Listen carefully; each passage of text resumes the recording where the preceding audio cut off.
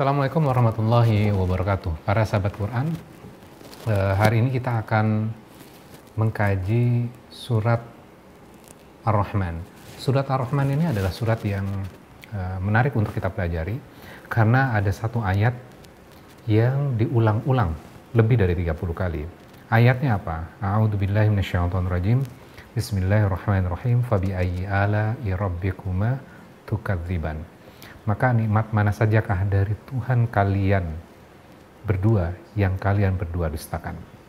Nah, esensi dari ayat ini mengingatkan kita untuk kita menjadi hamba yang bersyukur.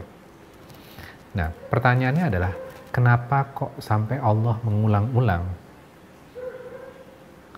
Fabi'ayyi ala'i rabbikuma tukadziban ini lebih sampai 30 kali.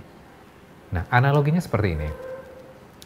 Supaya kita mudah untuk memahaminya. Ketika dulu kita masa SMP, SMA, di mana kita sangat emosional dan kita susah untuk mengontrol emosi kita, ketika disenggol oleh seseorang, maka cenderung kita sangat emosional. Kemudian udah gampang sekali untuk ngajak berantem dan seterusnya. Ketika kita lagi emosi, ketika kita mau memukul, biasanya teman-teman kita melerai, menghadang dengan mengatakan, "Hei, jangan pukul, sabar."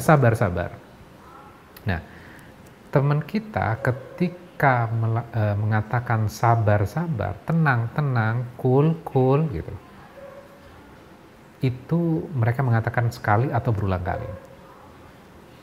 Pasti mereka mengatakan berulang-ulang. Kenapa? Karena kita sedang fokus kepada orang yang sedang membuat kita emosi. Sehingga teman kita berulang-ulang mengingatkan kita. Karena kita lagi nggak konsen terhadap dia. Nah, analogi ini kita bisa pakai untuk bisa memahami kenapa kok Allah berulang-ulang mengatakan Fabi'ayyi ala'i rabbikuma tukadziban. Karena sesungguhnya kita itu adalah hamba yang tidak bersyukur. Sehingga Allah perlu berulang-ulang menegur kita dengan berbagai macam cara.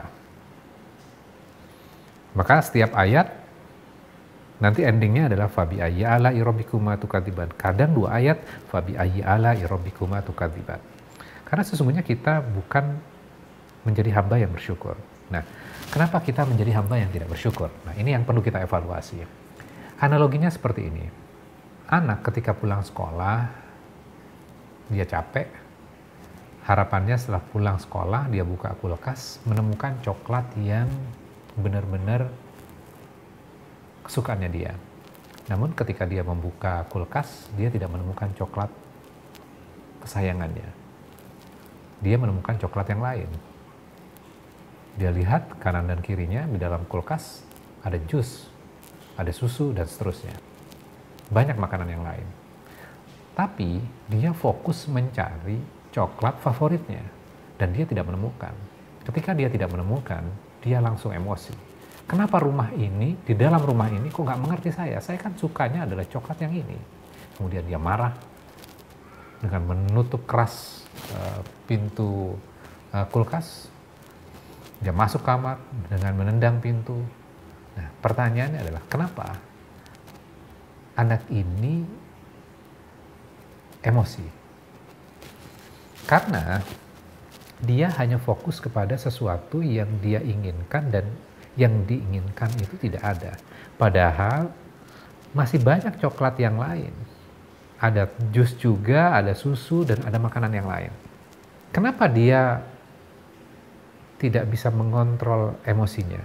Dan akhirnya dia tidak sabar.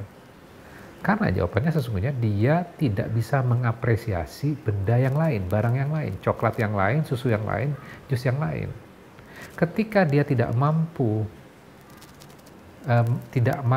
untuk mengapresiasi hal-hal yang lain yang masih ada, maka dia kan tidak bersyukur.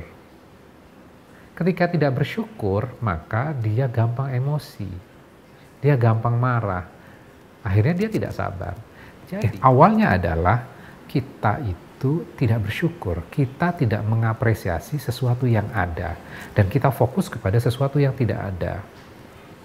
Sehingga kita dikatakan oleh Allah bahwa kita bukan hamba yang bersyukur. Sehingga perlu diingatkan berulang-ulang, fabi ayyi ala'i rabbikuma tukadziban. Dan kalau kita lihat kembali gitu loh, dalam kehidupan kita, kita itu terlatih untuk melihat sesuatu yang tidak ada. Kita tidak terlatih melihat sesuatu yang ada. Contohnya misalnya seperti ini. Ketika kecelakaan, ada orang yang nyenggol kendaraan kita, nabrak kendaraan kita.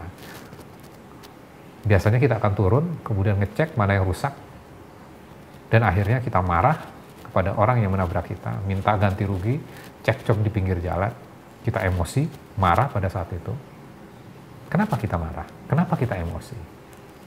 Karena kita tidak terlatih untuk mengapresiasi sesuatu yang ada. Yang sesuatu yang ada itu apa? Diri kita masih selamat pada saat itu, dan bodi mobil kita lebih banyakkan yang tidak lecet dibandingkan yang lecet. Kalau kita kan terlatihnya melihat sesuatu yang rusaknya ini, sehingga kita gampang emosi. Kalau kita fokus kepada sesuatu yang masih baik, maka kita bersyukur. Ketika kita bersyukur, maka gampang untuk bersabarnya. Nah, ini yang harus kita miliki, ini yang harus kita latih. Saya tidak mengatakan bahwa saya perfect dalam hal ini. Kita sama-sama berjuang untuk menjadi hamba yang bersyukur.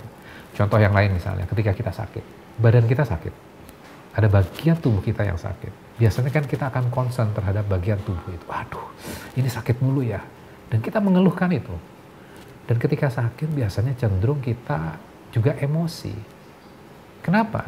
Karena kita tidak mampu mengapresiasi badan yang sehat. Padahal kan masih banyak bagian tubuh kita yang dalam kondisi yang masih baik. Ketika kita tidak mampu mengapresiasi, mensyukuri badan yang masih sehat, dan kita hanya fokus kepada badan yang sakit, maka cenderung kita untuk tidak sabaran. Kita tidak bersyukur akhirnya. Nah, mudah-mudahan setelah kita belajar hal ini, kita menjadi pribadi yang mampu bersyukur dalam kehidupan kita. Memang bukan hal yang mudah, namun setelah kita belajar Al-Quran, dan Al-Quran adalah penuntun hidup kita, mudah-mudahan kita menjadi pribadi yang lebih bersyukur, dan akhirnya kita mampu untuk bersabar. Demikian, wassalamualaikum warahmatullahi wabarakatuh.